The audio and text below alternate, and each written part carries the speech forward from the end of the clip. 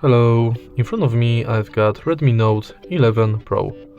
In this video I'll show you how to find File Manager.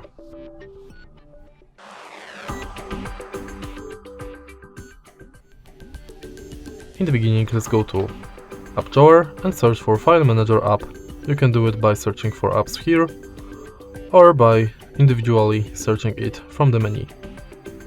Now enter File Manager, continue,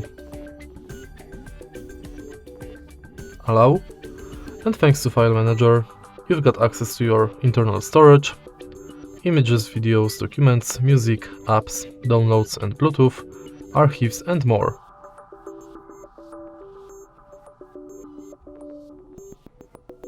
Also, you can go to internal storage itself, and from the menu you've got access to connect to computer function, transfer files, deep clean, favorites, private files, dark mode and settings. And that's basically it. If you find this video helpful, please leave a like, comment and subscribe.